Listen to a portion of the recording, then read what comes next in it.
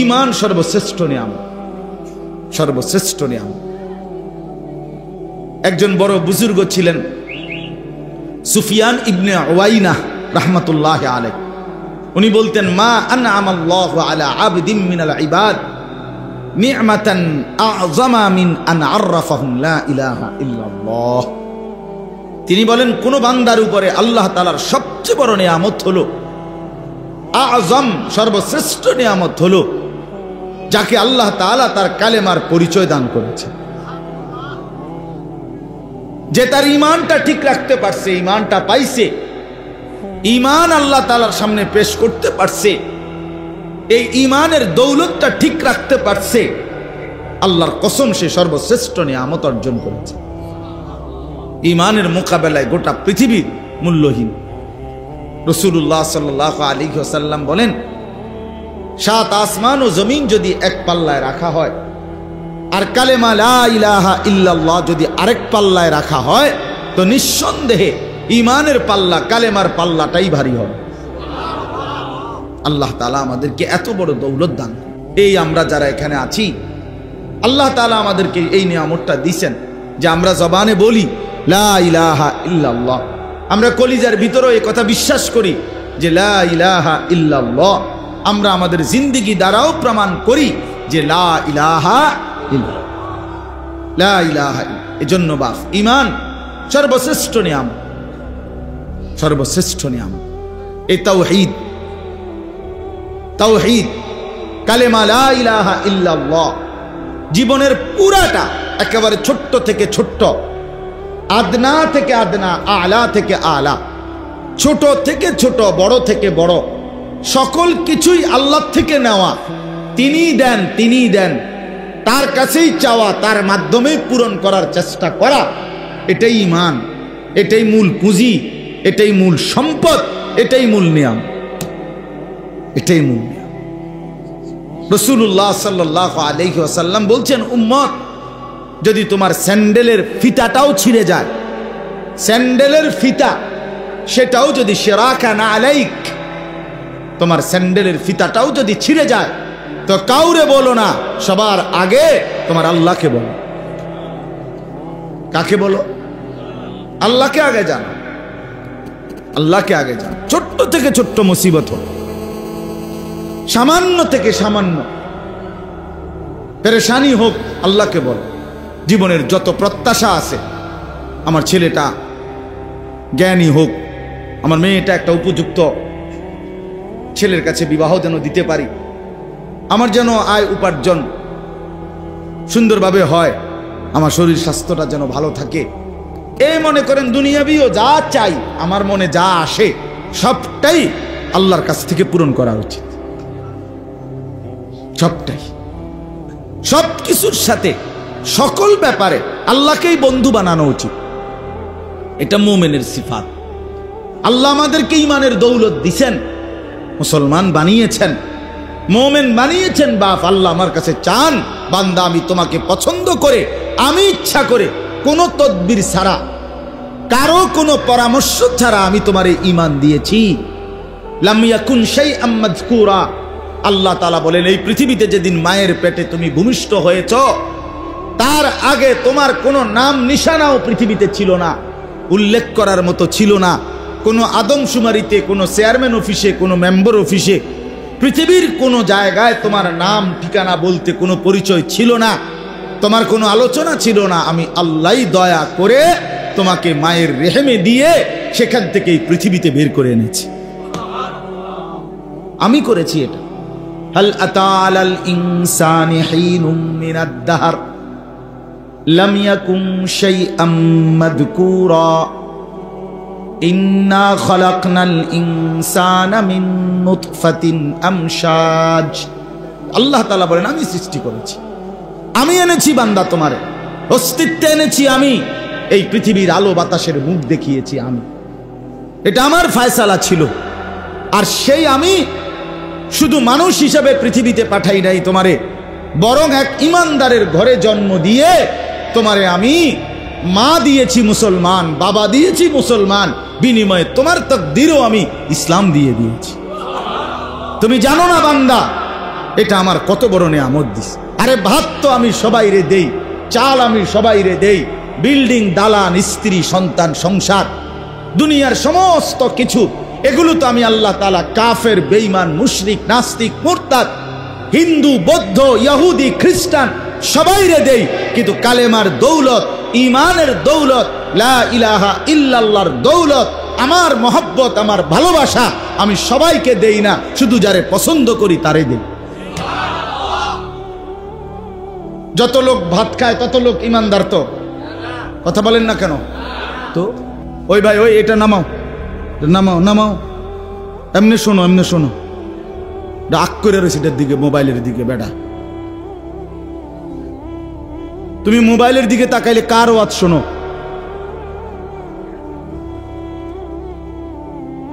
একটা মানুষ, একটা যদি সে এটার দিকেই তাকায় থাকে তো হে ওয়াজ শুনে কার? তো মোবাইলের ওয়াজ শুনে। তো মোবাইলের ওয়াজ তো হুজুর যে সময় সামনাসামনি নাই, আলগা টাইমে না শুনবে, যখন আমি নাই। কথাটা বোঝেন নাই? তো এখন তো আমি আসি এখানে, তো এখন সামনাসামনি শোনা উচিত না? না, এখন ওইটার দিকে আগ করে তো লাভ হইল কি? আর এই কষ্ট করে এই গরমের মধ্যে সাফাসাফি করে বসার মধ্যে ফায়দাটা কি আসে? ফায়দা কে? ফায়দা হয়েছে এদূর আমার মোবাইলে উঠছে ওয়াজ, তো কি হয়েছে? মোবাইলে উঠছে ওয়াজ, তো কি হয়েছে এতে? মোবাইলে মনে করেন বাংলাদেশের তোমার মোবাইলে 1000 বক্তার ওয়াজ আছে, 1 লাখ ওয়াজ মোট, প্রত্যেক বক্তার 10টা করে ওয়াজ। হ্যাঁ, তো এরপরে হাসরের ময়দানে এটা জমা দিলেই তো ফেরেশতা এটা কম্পিউটারে সার্চ করিয়া পরীক্ষা নিরীক্ষা করিয়া এরপরে বেহেশতের ইয়া দিয়ে দিবে। হ্যাঁ, বেহেশত মামুর বাড়ি। আল্লাহ আমাদেরকে বুঝ দান করেন। সবসময় এটা মনে রাখা উচিত, সামনাসামনি শুনবার সুযোগ হইলে এটা বড় গনিমত, সর্বশ্রেষ্ঠ গনিমত। সামনাসামনি শুনবার বরকত আলাদা। আল্লাহ তাআলা কোরআনুল কারীমের মধ্যে বলছে, কোন বান্দা যদি দিল খোলা রেখে, কান খোলা রেখে, সশরীরে উপস্থিত থেকে আমি আল্লাহর কথা শুনে, তো নিশ্চয়ই তার জন্য আমার কোরআনের মধ্যে, আমি আল্লাহর কথার মধ্যে উপদেশ, নসিহত, পরিবর্তন আছেই আছে, আছেই আছে। ইন্না ফি যালিকা লাযিকরা লিমান কানা লাহু কলবুন আও আলকাস সামআ ওয়া হুয়া শাহীদ। শাহীদ মানে উপস্থিত।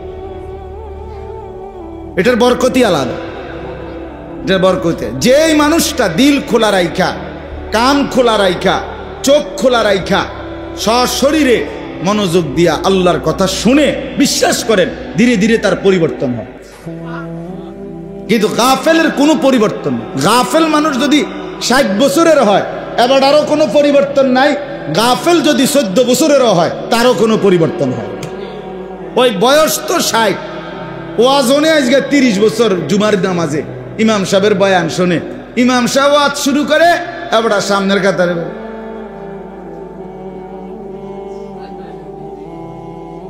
এবার ওয়াজ হলে আপনি এরকম ওয়াজ 83 বছর শুনলে কি লাভ হবে? আপনি ওয়াজ কি শুনছেন? আমি তো ভাবে জিমাইছেন। কথা বলেন, আপনি এরম জিমাইন না ওয়াজ শুনলে কোনো ফায়দা হবে? এটা কোনো মনোযোগ হইল? এটা কোনো আগ্রহ হইল? তো আপনি যদি বলেন ঘুম আসে কা, তো সাদওয়ানে ঘুমাইয়ে না কামনের। আর অন্যান্য দিন তো আপনি 12টা 40-এর টাইমে ঘুমান না। কথা বলেন, এই জন্য গাফেল, এটা গাফেল, গাফলত। এটা গাফেলের পরিবর্তন হয় না। আল্লাহ তাআলা কোরআনুল কারীমের মধ্যে বলছেন, ওয়ালা তুতি' মান আগফালনা কলবাহু আন যিকরিনা ওয়াত্তাবা'a হাওয়াহু ওয়া কানা আমরুহু ফুরতা। এই নবীজিকে বলছেন, আমাদের প্রিয় নবী সাল্লাল্লাহু আলাইহি সাল্লামকে আল্লাহ তাআলা সরাসরি বলছে, বন্ধু, যে মানুষটা আমি আল্লাহর স্মরণ থেকে গাফেল, আপনি তার সাথে মোটেই বসবেন না, তার লগে বইয়ে নেন। যার মুখ দিয়া 6 ঘন্টা 9 ঘন্টা 3 ঘন্টাতেও কোনোদিন আল্লাহর কথা, আখেরাতের কথা বের হয় না, ওর লগে বইসে নেন। ফালতু লোক, ফালতু লোক বইয়ে বইয়ে কাল বন খায়, বিড়ি খায়, গপ মারে, মোবাইল টিপে, বইয়ে বইয়ে শুধু টেলিভিশন দেখে, আর সারা পৃথিবীর যত কথা আছে সব বলে, কিন্তু মালিকের নাম একবারও নেয় না। এটা ফালতু মানুষ বেটা। এটা জোয়ান হইলে ফালতু জোয়ান, বুড়া হইলে ফালতু বুড়া। ফালতু মানুষ, ফালতু গাফেল লোক, গাফেল। শেষ বয়স আল্লাহ তাআলা সারাদিন পান খানার জন্য দেয় না। আল্লাহ তাআলা বুঝি আপনার বয়স বৃদ্ধ কালটা দিছে বইয়ে বইয়ে কাল ফান খাইতেন। হ্যাঁ, আল্লাহ তাআলা বুঝি আপনার শেষ বয়স দিছে সাদওয়ানে বইয়া গপ মারতেন বুঝলা, এই জন্য নি আপনার শেষ হায়াতটা দিছে। শেষবারের মতো মানুষ পরীক্ষায় 3 ঘন্টা যে পরীক্ষা দেয়, প্রথম 2 ঘন্টায় যে দূর লেখে, শেষের 1 ঘন্টায় যেই কোনো ছেলে মেয়েরে জিজ্ঞাসা করে দেখেন, শেষের 20 মিনিট, শেষের 30 মিনিট, শেষের 40 মিনিট সে আগের 2 ঘন্টার চাইতে বেশি লেখে। কারণ আমার টাইম শেষ, আমার ঘন্টা দিয়ে লাগবে এখন, আমার খাতা টাইম নিয়ে যাবে গা, আমার টাইম শেষ টাইম। এই সময় উড়াইয়া লাই লেখা, ও মায়া বেটা বইয়া বইয়া বন খায়, বিড়ি খায় বইয়া বইয়া, পান খায়, চা খায়, গপ মারে বইয়া বইয়া। অথচ কথা তো ছিল শেষ টাইমটা কি, লাস্ট সময় আমার। এখন তো কি করা উচিত, শেষবারের মতো ইবাদত, বন্দিগি, জিকির, তেলাওয়াত, তাসবিহ। হায় কত জওয়ান আমার আগে কবরে চলে গেছে, কত জওয়ান এর চাইতে আগে চলে গেছে। আমারে তো আল্লাহ তাআলা 50 বছর হায়াত দিছে, 60 বছর হায়াত দিছে। আমার কি পরিমাণ কদর করা উচিত ছিল বলে, কি পরিমাণ কদর করা উচিত ছিল? মোটেই কদর করে না। বয়স্ক লোকরা একদম কেমন জানি নির্জীব হইয়া থাকে, শেষ বয়সটা শুধু শুধু নষ্ট করে দেয়। উচিত হলো আল্লাহ তাআলার ইবাদত তুমসে শেষ দিকে আরো বেশি করা। আল্লাহ তৌফিক দান করে। আপনি বলবেন শরীর দুর্বল, আপনি বলবেন শরীর কুলায় না, ঠিক আছে আমি মানি শরীর দুর্বল, বয়স হয়ে গেছে, কিন্তু মুখে জবানে আওয়াজ ছাড়া, কলিজা দিয়া শব্দ ছাড়া, অথবা একেবারে শব্দ নিঃশব্দ বা হালকা শব্দে আল্লাহর জিকির, এটাও কি করা যায় না? কথা বলে, আপনি শুয়েই থাকেন না, আপনি শুয়েই থাকেন, কাইতেই থাকেন, হেলান দিয়েই থাকেন, আপনি এই শুইতে শুইতে আপনি ভিতরে ভিতরে সুবহানাল্লাহ, আলহামদুলিল্লাহ, আল্লাহু আকবার, লা ইলাহা ইল্লাল্লাহ এগুলো পড়েন।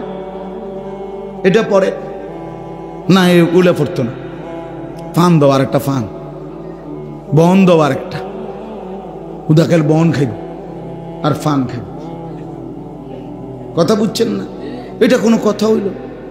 উচিত তো। আপনি হাদিসের মধ্যে আছে, আপনারা অনেকে জানেন, রাসূলুল্লাহ সাল্লাল্লাহু আলাইহি সাল্লামের একজন চাচাতো বোন ছিল, উম্মে হানি, আবু তালেবের কন্যা। নবীজি সাল্লাল্লাহু আলাইহি সাল্লাম যেই রাত্রিতে মেরাজে গেছিলেন, ওই মেরাজে যাওয়ার সময় যার বাড়িতে শোয়া ছিলেন, ওইখান থেকে নবীজিরে জিবরাইল আলাইহিস সালাম উঠাইয়া কাবা ঘরের কাছে নিয়ে এরপরে মেরাজে নিছিলেন। এই চাচাতো বোন নবীজির, ওনার নাম হলো উম্মে হানি। উম্মে হানি এই উনি বৃদ্ধ হয়ে গেছেন। তো নবী সাল্লাল্লাহু আলাইহি সাল্লামকে স্পষ্ট হাদিসে আছে, উনি নবীজিকে একদিন বলছে, ইয়া রাসূলুল্লাহ ইন্নী কাদ দাউফতু ওয়া কাবুরতু, আমি দুর্বল হয়ে গেছি, বুড়ো হয়ে গেছি, এখন আপনি আমারে এমন কিছু আমল বলে দেন যেগুলো আমি বসে বসে করতে পারি। ফামুরনি বিআমালিন ওয়া আনা জালিসা, আমি কি থাকবো? বসে থাকবো, জালিসা। তো আপনি আমারে, আমি দুর্বল যেহেতু, আমি নড়াচড়া করতে পারি না, তো এরকম আমারে বসে বসে আমি করতে পারি, আমাকে এমন কিছু আমল বলে দেন। আল্লাহ নবী সাল্লাল্লাহু আলাইহি সাল্লাম তখন এই 4টা তাসবিহ পড়তে বলছেন ওনারে, যে তুমি সুবহানাল্লাহ পড়বা 100 বার, আল্লাহ তোমারে 100 গোলাম আজাদের সওয়াব দিবে। তুমি আলহামদুলিল্লাহ পড়বা 100 বার, আল্লাহর রাস্তায় 100 ঘোড়া যুদ্ধের জন্য দান করার সওয়াব মিলবে। তুমি 100 বার পড়বা আল্লাহু আকবার, হাজী সাহেবরা হজের মধ্যে গিয়া যেই উট কোরবানি করে, এই 100 উট কোরবানি করার সওয়াব মিলবে। তুমি 100 বার পড়বা লা ইলাহা ইল্লাল্লাহ, আসমান ও জমিনের ফাঁকা জায়গা আল্লাহ নেকিতে পুরায় দিবে। আর কি দিত আপনারে? আর কি দিত? বন দিত। আপনি কি হারাইলেন আর কিতে খাইলেন? হ্যাঁ, 100 বার সুবহানাল্লাহ পড়লে আপনি যা পাইতেন, আপনি এইটারে শেষ করে দিলেন বন রুটি দিয়া, জিন্দিগিটাই রুটি বানাইলেছিলেন। এজন্য এখানে আমি অনেক মাঝ বয়সী চাচাদেরকে দেখলাম, আপনাদেরকে অনুরোধ করলাম, রাগ হইয়েন না আমার কথা, 1টা মিনিট হায়াতের নষ্ট করেন না, বলেন ইনশাআল্লাহ। রাসূলুল্লাহ সাল্লাল্লাহু আলাইহি ওয়াসাল্লাম বলছেন, আল্লাহ তাআলা যাকে, মুসলিম শরীফের হাদিস, আমি বহুবার বলছি, নবীজি বলছেন আল্লাহ তাআলা যাকে দীর্ঘ হায়াত দিতে দিতে 60 বছর পর্যন্ত পৌঁছাইছেন, আল্লাহর কসম নবী বলেন, যদি 60 বছর বয়স্ক কোনো লোক আল্লাহর নাফরমানি ছাড়তে পারে নাই, জাহান্নাম থেকে নিজেকে বাঁচাইতে পারে নাই, আল্লাহর ইবাদত করে জান্নাতের পুঁজি কামাই করতে পারে নাই, আল্লাহর নবী সাল্লাল্লাহু আলাইহি সাল্লাম বলেন হাসরের ময়দানে ওই ব্যক্তিকে দাঁড় করিয়ে আল্লাহ তাআলা কোনো কথা বলার সুযোগ দিবেন না, বরং দাঁড় করাইয়েই ফিডা শুরু করবেন। খাড় করাইয়েই ফিডা, দাঁড়াইলেই আল্লাহ বলবে ফেরেশতারে ফিডো, চাচারে ফিডো, হ্যাঁ হ্যাঁ চাচারে ফিডো, চাচা মরার আগের দিনও বিড়ি খেয়েছে, ফিডো, হ্যাঁ একটু বিড়ি খাবেন না চাচা, হ্যাঁ হ্যাঁ পরিষ্কার কথা। আপনার কিসের সুপারিশ? আপনার আবার কেন সুপারিশ করবে আপনার জন্য? নবী সাল্লাল্লাহু আলাইহি সাল্লামের কাছে আপনি সুপারিশের জন্য যাবেন, আল্লাহ নবী সাল্লাল্লাহু আলাইহি সাল্লাম জিজ্ঞেস করবে না সুপারিশ কি মামুর বাড়ি? আপনি যেই যাবে তারই সুপারিশ করে বেহেশত বুঝাই দিবে নবী। নবী এটা নিয়ে বলছে, কথা বলেন না, ইনসাফের কথা বলেন। আল্লাহ নবী সাল্লাল্লাহু আলাইহি সাল্লাম সুপারিশ করবে এ কথা 100 বার সত্য, 100 বার সত্য, কোটি বার সত্য, কিন্তু মানে কি এর কোনো নিয়ম কানুন নাই, এর কোনো ধরা বাধা নাই, আপনি যাইবেন আর সব সুপারিশ করে বেহেশত দিয়ে নেব, এটা অর্থ তো তাই। রাসূলুল্লাহ সাল্লাল্লাহু আলাইহি ওয়াসাল্লাম জিজ্ঞেস করবে না, উম্মত আমি কোনোদিন একটা কাঁচা পেঁয়াজের গন্ধ সহ্য করতে পারি নাই, আমি একটা কাঁচা রসুনের গন্ধ সহ্য করতে পারি নাই। এক সাহাবী গোসল না করে বসছে মসজিদে নববীতে জুমার দিন, আল্লাহ নবী সাল্লাল্লাহু আলাইহি ওয়াসাল্লাম বলে দিছে সবার জন্য জুমার দিন গোসল করা ওয়াজিব, সুন্নতে মুআক্কাদা, বাধ্যতামূলক, সবার জন্য নিয়ম করে দিছে। এই সামান্য ঘামের গন্ধ আল্লাহ রসুলের কষ্ট হয়েছে, নবীজি বলছে ফেরেশতাদের কষ্ট হয়। তো যিনি কাঁচা পেঁয়াজের গন্ধ সইতে পারতেন না, রসুনের গন্ধ সইতে পারতেন না, ঘামের গন্ধে যার কষ্ট হইতো, যে নবী সাল্লাল্লাহু আলাইহি সাল্লামের 24 ঘন্টা দেহ মুবারক থেকে মেশক আম্বরের ঘ্রাণ বের হইতো, যার দেহ থেকে ঘাম বের হলে সাহাবীরা সেটাকে মেশক হিসাবে, আতর হিসাবে ব্যবহার করত, যিনি হাঁটলে ওই জায়গা মেশকের ঘ্রাণ হইতো, পরে পিছন দিয়া মানুষ আসলে বুঝতো মুহাম্মদ এদিক দিয়া গেছে।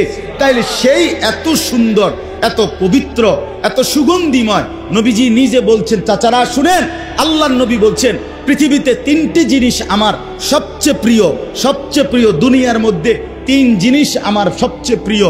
1 আমার স্ত্রীগণ আমার প্রিয়, 2 সুগন্ধি আতর আমার কাছে প্রিয়, 3 নামাজ আমার সবচেয়ে প্রিয়। তাহলে যে নবী সাল্লাল্লাহু আলাইহি ওয়াসাল্লাম বলছে পৃথিবীতে 3টি প্রিয় বস্তু আমার, হুব্বিবা ইলাইয়া মিনাদ দুনিয়া সালাসা, আন-নিসা ওয়াত-তিব ওয়া কুররাতু আইনি ফিস সালাহ। আমার স্ত্রীরা আমার প্রিয়, কারণ এ কথার অর্থ কি, যে তার স্ত্রীকেই ভালোবাসে, যে স্ত্রীকেই প্রিয় মনে করে, সে আর বেগানা নারীর দিকে তাকায় না, ঘরে যার মন বসে না, হে টেলিভিশনের দিকে আঁক করে থাকে। মানুষের বেডি চাইতে ভালো লাগে, মানুষের বেডি রাক্ষসের মতো চায়, মানুষের বেডি রাক্ষসের মতো, লজ্জা শরম নাই, লজ্জা শরম, হায়া নাই, ইনসানিয়ত নাই, বিবেক বলতে কিচ্ছু নাই, কিচ্ছু নাই। আল্লাহ নবী সাল্লাল্লাহু আলাইহি ওয়াসাল্লাম বলেন আমার বিবিরাই আমার কাছে প্রিয়, আমি ভিন নারী দেখবো কেন? সুগন্ধি আতর আত্রিব আমার কাছে প্রিয়, নামাজ আমার কাছে প্রিয়। এই জন্য যেই নবী সাল্লাল্লাহু আলাইহি ওয়াসাল্লাম, তোর নবী বলবেন উম্মত আমি 1 সেকেন্ডের জন্য দুর্গন্ধ পছন্দ করতাম না, সেই তুমি এই বিড়ি সিগারেটের দুর্গন্ধ নিয়ে আমার সামনে কেমনে দাঁড়াইলে? চাচারা বলেন নিজের উপরে দয়া করেন, নিজের উপরে দয়া। আশিক রাসূল শুধু দাবির নাম না, এটা বাস্তবে দেখানোর নাম। বলেন আহলুস সুন্নাহ ওয়াল জামাআহ, আহলুস সুন্নাহ ওয়াল জামাআত মানে হলো 2 শব্দ। আহলুস সুন্নাহ ওয়াল জামাআত পরবর্তী কারো মন মতো সিদ্ধান্ত হবে না, মানে গাছ জোরে এমনি কুদ্দা উঠলে, লাফাইয়া উঠলে আহলুস সুন্নাহ ওয়াল জামাআত হয় না, বরং আহলুস সুন্নাহ মানে হলো রাসূলুল্লাহ সাল্লাল্লাহু আলাইহি ওয়াসাল্লামের সুন্নাতের অনুসরণ, ওয়াল জামাত মানে সমস্ত সাহাবায়ে কেরামের অনুসরণ। রাসূলুল্লাহ সাল্লাল্লাহু আলাইহি ওয়াসাল্লামের অনুসরণ এবং সাহাবায়ে কেরামের হুবহু অনুসরণ যার মধ্যে আছে তাকে আহলুস সুন্নাত ওয়াল জামাতের অনুসারী বলা হয়। নবীজির সুন্নতের সরাসরি অনুসরণ যার মধ্যে নাই, সাহাবীদের অনুসরণ যার মধ্যে নাই, সে আহলুস সুন্নাত ওয়াল জামাতের অধিকারী হতে পারে না। না না, একেবারে দৈন্তান নয় কেন না। আহলুস সুন্নাত ওয়াল জামাত বিরানি না, বিরানি না, মেসওয়াক, তসবিহ, জিকির, তিলাওয়াত, তাহাজ্জুদ, আওয়াবিন, ইশরাক, চাশত, 5 ওয়াক্ত নামাজ, হালাল উপার্জন, স্ত্রীর পর্দা, সন্তানদের বন্দিগি, বাচ্চা কাচ্চার দিন ও ঈমান, ঘরে পরিবারে আল্লাহ রাসূলের হুকুম মেনে নেওয়া, এরে বলে আহলুস সুন্নাত ওয়াল জামাতের অনুসারী। মুখে বিড়ি এবাডা কয়বাডা নবীরা আসে, আর আমরা কি তা আমরা সিরা সাবাই, আমরা বন দিয়া চা দিয়ে ভিজাইয়া খাই। আলাপ করেন আপনি, আলাপ করেন আপনি। রাসূলুল্লাহ সাল্লাল্লাহু আলাইহি ওয়াসাল্লামের সরাসরি অনুসরণ যার মধ্যে সে আহলুস সুন্নাত, সাহাবায়ে কেরামের অনুসরণ যার মধ্যে সে ওয়াল জামাত, মানে আহলুস সুন্নাত ওয়াল জামাত। ধাক্কা ধাক্কির দরকার নেই, আপনি আমার দলে আইয়েন না, লাগতো না, আমি জায়গা মই নাই মে দৌড় দিন, আপনি আমার দলভুক্ত হওয়ার দরকার নেই, আপনি আপনাকেও জায়গাতে থাকেন, আমি ক্যান্টনমেন্টে থাকি, আপনারা বলার সঙ্গেই থাকেন। কথা বুঝেন নাই আমার, কেউ কারো দলভুক্ত হওয়া মূল মাকসাদ না, মূল মাকসাদ হলো আখিরাতের মুক্তি। ঠিক কি না বলেন না? কেন জান্নাত কি এই কদ্দুস জায়গারে কয় না, 2টা রুম আর একটা বারিন্দা, এটারে তো কয় জান্নাত। জান্নাত অনেক বড়, জান্নাত অনেক, আমরা এই সবটি মানুষ গেলেও জান্নাতের কোনা তো লাগতো না, তো অসুবিধা কি? আমরা সবাই জান্নাতে যাই, কথা বলেন না কেন? আমরা সবাই যাব ইনশাআল্লাহ, আমরা সবাই যেতে চাই ইনশাআল্লাহ। তো অতএব প্রত্যেকেই ফিকির করি নিজ জায়গায় যে রাসূলুল্লাহ সাল্লাল্লাহু আলাইহি সাল্লামের সুন্নাত অনুসরণ করেন, মিয়া সুন্নাত অনুসরণ করেন, নবীকে ভালোবাসেন, রাসূলুল্লাহ সাল্লাল্লাহু আলাইহি ওয়াসাল্লামের সুন্নাতকে অনুসরণ করেন। কোরআনুল কারীমে একবার দুইবার না, বিশ্বাস করেন বারবার আল্লাহ তাআলা বলেছেন ওয়াত্তাবিউহু লাআল্লাকুম তাহতাদুন। আল্লাহ বলেন আমার বন্ধুকে অনুসরণ করো, নিশ্চিত তোমরা হেদায়েত পেয়ে যাবে। আল্লাহ তাআলা বলছে বন্ধুকে অনুসরণ করো, যারা যারা অনুসরণ করবে উলাইকা হুমুল মুফলিহুন, তারা সফল জান্নাতি। নবীজি বলছেন, আল্লাহ বলছেন ফাত্তাবিউনি ইউহিব্বুকুমুল্লাহ ওয়া ইয়াগফির লাকুম যুনুবাকুম। আমার বন্ধুকে অনুসরণ করো, তাহলে আমি আল্লাহও ভালোবাসবো, গুনাহও মাফ করে দেব, জান্নাতও বুঝায় দেব। অনুসরণ অনুসরণ অনুসরণ কি বলে? অনুসরণ অনুসরণ অনুসরণ করলেই ভালোবাসা প্রমাণিত হয়, ভালোবাসলেই অনুসরণ করতে হয়, এটা আলগা কোনোভাবেই সুযোগ নাই। আপনি মনে করেন এই কাগজ এইটা, এটার এই ফিটে তো লেখা আছে, ঠিক না? এই ফিটে এটা যেহেতু লেখাই নাই, এটা তো দরকার নাই, এটা হালাই দেন, মানে এই পিঠটা ফেলে দেন। কেমনে সিস্টেম আছে কোনো? এটা মানে এইটা রাখতে হইলে এটা থাকতে হবে, নি থাকতে হবে, এটা আলগা করার কোনো সুরত আছে এখানে? তো আল্লাহর কসম, রাসূলুল্লাহ সাল্লাল্লাহু আলাইহি সাল্লামকে ভালোবাসলে অনুসরণ করতেই হবে। অনুসরণ যে করে তার ভালোবাসা প্রমাণিত হবেই হবে। এটা এটা এমন একটা পৃষ্ঠা, যে পৃষ্ঠা এদিক উল্টানো বাদ দেওয়া যায় না, আলগা করা যায়। এরা ভালোবাসে নবীরে আর এরা নবীরে অনুসরণ করে, এরা দুই দল, দুই রকম। জি না, যে ভালোবাসে সে অনুসরণ করে, যে অনুসরণ করে সে ভালোবাসে। কথাটা আমার বুঝছেন কিনা বলে? কাগজের এই পিঠ ওই পিঠ, আহলুস সুন্নাত ওয়াল জামাত, এটা মুবারক শব্দ। নবীজি বলছেন আলাইকুম বিসুন্নতি ওয়া সুন্নাতিল খুলাফাইর রাশিদিন আল মাহদিয়্যিন। আহলুস সুন্নাতের ব্যাখ্যা নবী করে দিয়েছেন। অর্থ কি? তোমরা আমার সুন্নতকে আঁকড়িয়ে ধরো এবং আমার সাহাবী, বিশেষ করে আমার আবু বকর, ওমর, ওসমান, আলী, আমার এই খুলাফাদের সুন্নাত নীতি আদর্শকে আঁকড়িয়ে ধরো। কেমনে আঁকড়িয়ে ধরো? হাতে না, না, নবী উদাহরণ দিয়ে বুঝাইছে, তামাসসাকু বিহা, মজবুত ভাবে আঁকড়িয়ে ধরো। নবীজি বলেন বোঝো নাই উম্মত, আরো ভাঙ্গা কই, ওয়া আদ্দু আলাইহা বিন নওয়াজিস। এই ভিতরের মাড়ির দাঁত আর এই সামনের দাঁত কি একরকম সিস্টেম? মাড়ির দাঁত এলো এরকম শোয়ানো, আর সামনের দাঁত এলো এরকম খাড়া, ঠিক না? এই মাড়ির দাঁতে কোনো কিছু ধরিলে সামনের দাঁত দিয়া ধরলে দুইটার মধ্যে মজবুত ধরা হয় কোনটা? বলেন না, বুঝা কোন? বুঝিনি আমার কথাটা? এ নওয়াজেস শব্দের অর্থ এটা। নবীজি বলেন আমার প্রতিটি সুন্নত, আমার সাহাবীদের প্রতিটি সুন্নত এই মাড়ির দাঁত দিয়া যেভাবে আঁকড়াইয়া ধরে, কামড়াইয়া ধরে, এইভাবে ধরে। বুঝছেন না আমার কথাটা? এ তাইলে তুমি আহলুস সুন্নাত ওয়াল জামাত হইবা। আহলুস সুন্নাত, কাজে আহলুস সুন্নাত ওয়াল জামাত কোনো টেন্ডারের নাম না, কোনো একক গোষ্ঠীর নাম না। সারা পৃথিবীর সমস্ত ইমানদারেরই আহলুস সুন্নাত ওয়াল জামাত হওয়া উচিত। ঠিক কিনা বলেন না? নাই তো আমাদের আখিরাত মুক্তি হবে কিভাবে? আমি যদি রাসূলুল্লাহ সাল্লাল্লাহু আলাইহি সাল্লামের অনুসরণ না করি, সাহাবায়ে কেরামের অনুসরণ না করি, তো আমার মুক্তি মিলবে কিভাবে? আল্লাহ আমাদেরকে বুঝ দান করেন। চলেন বাবা, তো আমি যে কথাটার জন্য বলছিলাম যে আল্লাহ তাআলা আমাদেরকে সর্বশ্রেষ্ঠ নিয়ামত দান করেছেন ঈমান। মনে আসেনি যে কথাটা? ঈমান, আল্লাহর সাথে বাঁধন, লা ইলাহা ইল্লাল্লাহর বন্ধন।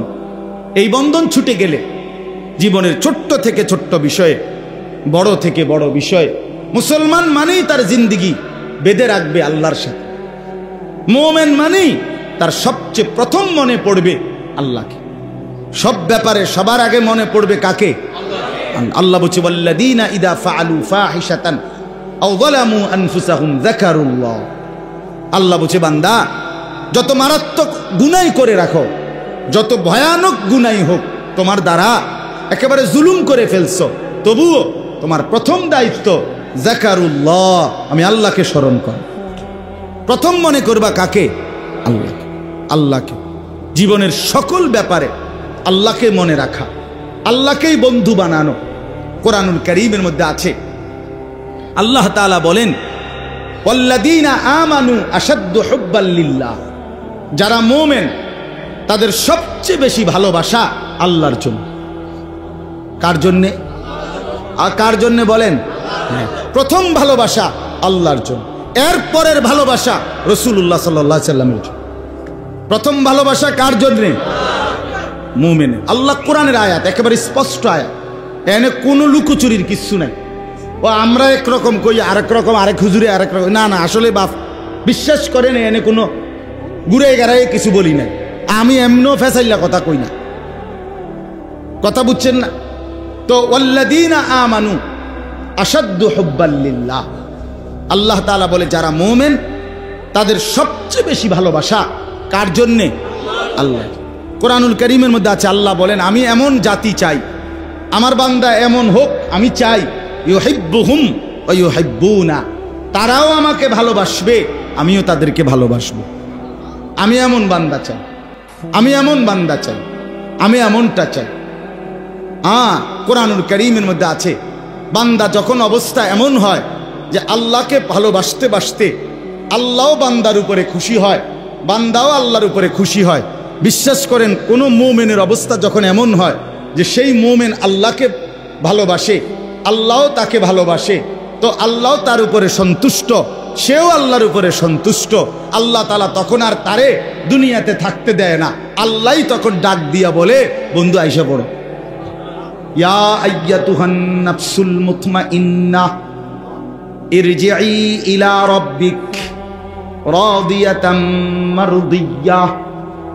আল্লাহ বলেন আমিও তোমার উপরে সন্তুষ্ট, তুমিও আমার উপরে সন্তুষ্ট, অতএব পবিত্র আত্মা, এবার আর দুনিয়ায় থাকার দরকার নাই, এবার আমি আল্লাহর কাছেই ফেরত চলে আসো। আমরা কিতাবে পড়ছি, ইমাম কুরতুবী রাহমাতুল্লাহ আলাইহির কিতাবে আল মাউতু জাসরুন ইউসিলুল হাবিব ইলাল হাবিব। মৃত্যু, মৃত্যু এটা কি?